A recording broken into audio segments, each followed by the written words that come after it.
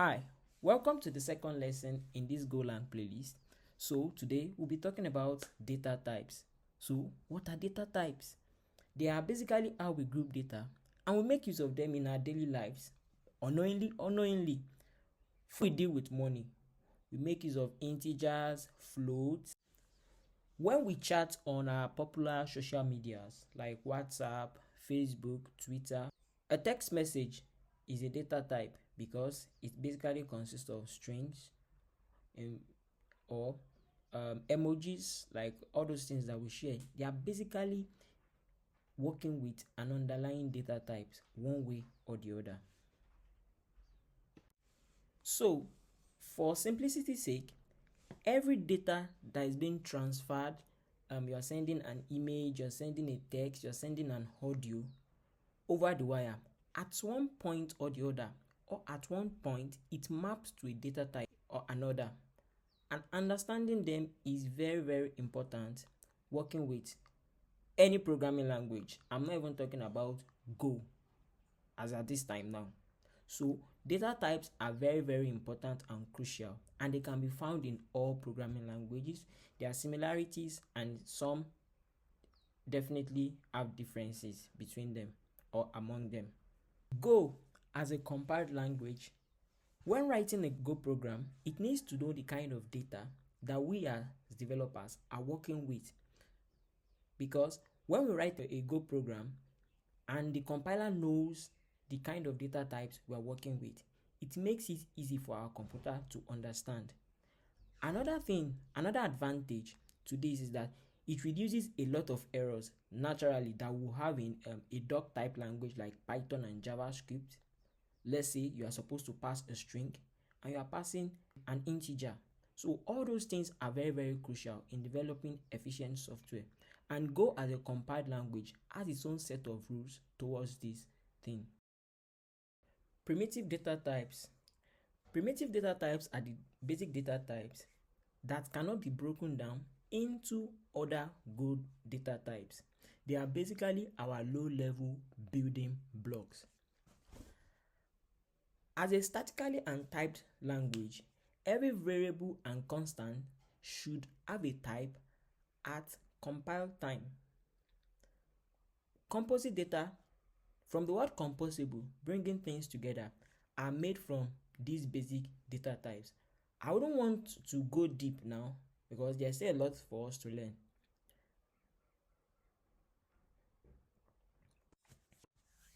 Booleans. We only have two possible values for booleans, which can either be true or false. So the concept of booleans is more or less the same in all programming languages. So it has just two possible values that can be imputed in that variable, which is true or false. We have strings. By default, strings are immutable, though there's a caveat to this, but I'll show you in the code section. So strings are basically used for text data in our code, and it should be noted that Go supports both single line and multi-line strings.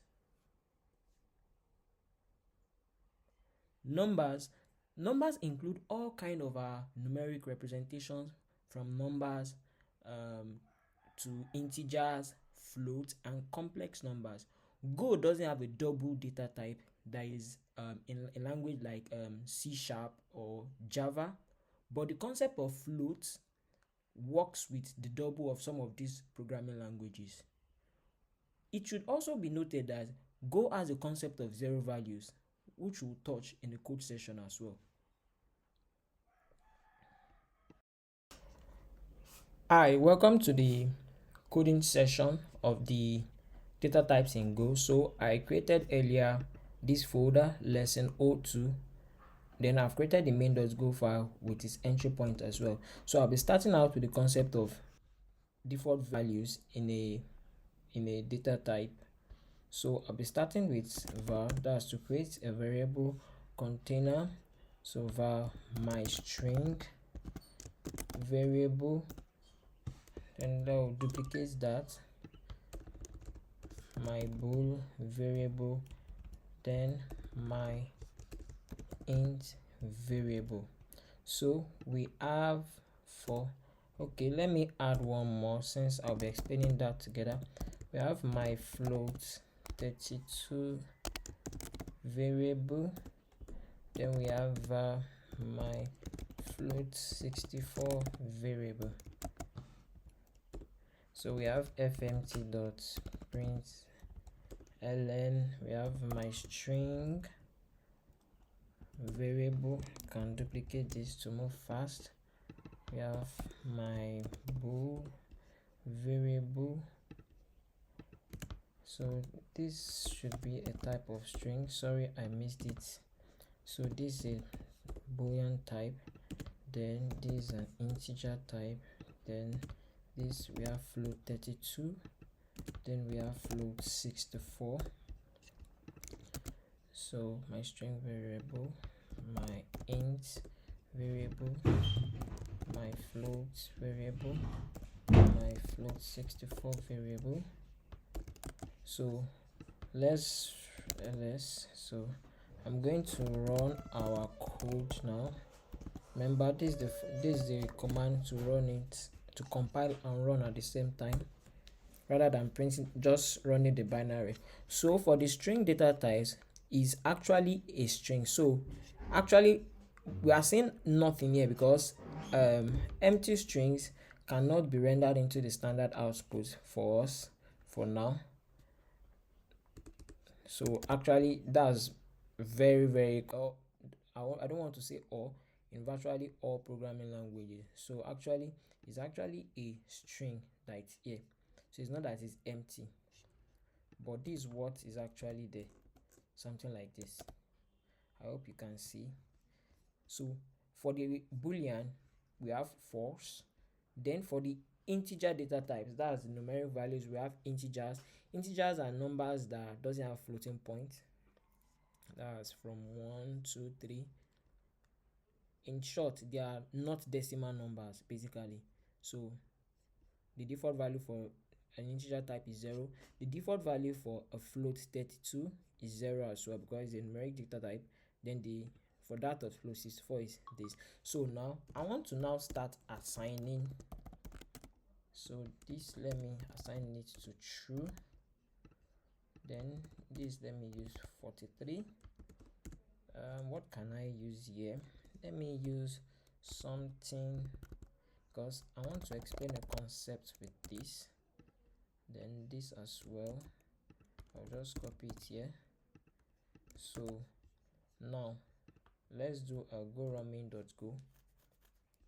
So we have the string muewa, we have the boolean value true, which was assigned here. Then we have the boolean the integer variable here 43. Then look at this.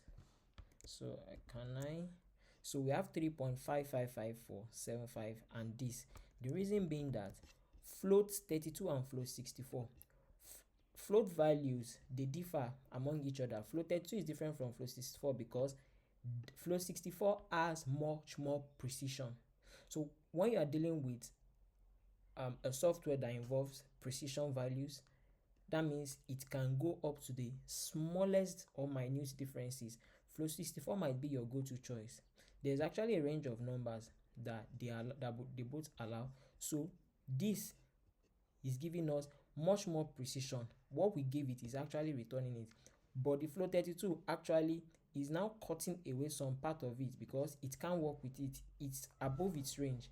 So that's just basically the difference. So earlier, when I was doing the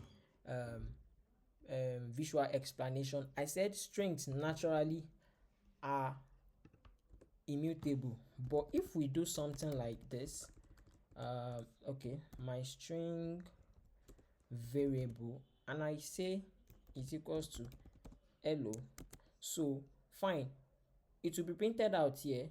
Then I'll move this downwards because I'm so particular about this string. So if I do this, actually, so are we going to say this is mutated? So my string variable, my string variable, the first one came up with Moiwa, which is this. Then the second one came with hello, which is this. So are we saying it was mutated? Actually, strings are very tricky, because if we try to explain the concept of immutability in string, because in the presentation earlier there's actually a caveat to it. Naturally, this string is actually pointing to a memory address.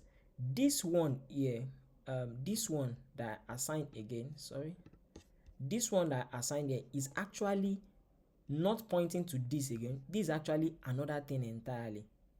So when this now, because my string variable is now containing hello, this will be garbage collected because we don't need it anymore, because this is a container holding it, and the container is holding another thing which is outrightly or behind the scene pointing to another memory address. So this will be garbage compiled.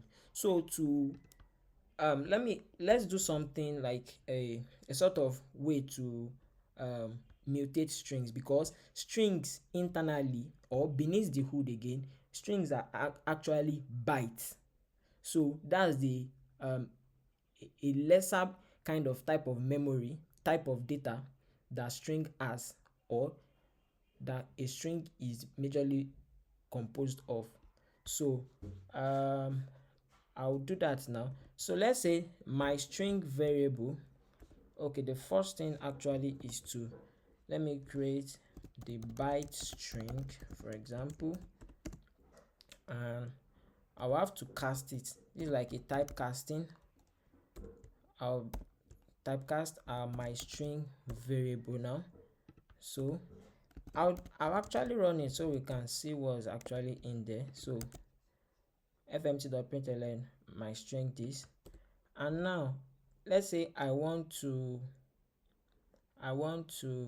so byte string, so the first element there, so this h now, for example, I want to change this to t. Sorry, that should be in character type t. So if I do it now, will I be able to do this? But I need to do something before I do this. I need to, so that it's going to be human readable to us, so I need to convert it back to string. So if I do a go run main.go, we'll actually see that the strings was actually mutated. But anytime we do this, this is actually another thing being done. But when I got hold of this my string variable containing hello, we logged it here. So this is the byte value, this particular one. And remember, strings are basically an array, or a slice rather, a slice of bytes. We'll get to the all other kind of inbuilt internal stuff that Go consists of. So this byte string, I went to the first element here, which is this 72 here. So I changed it to t, and it's like a character t. So when I logged it to the console, that's fmt.println, that I converted it back to the string type, then passing our byte string. So to get something that is human readable to us, I can see I converted it. I actually mutated that particular string. So that's all for today. Thank you very much. Don't forget to like and subscribe.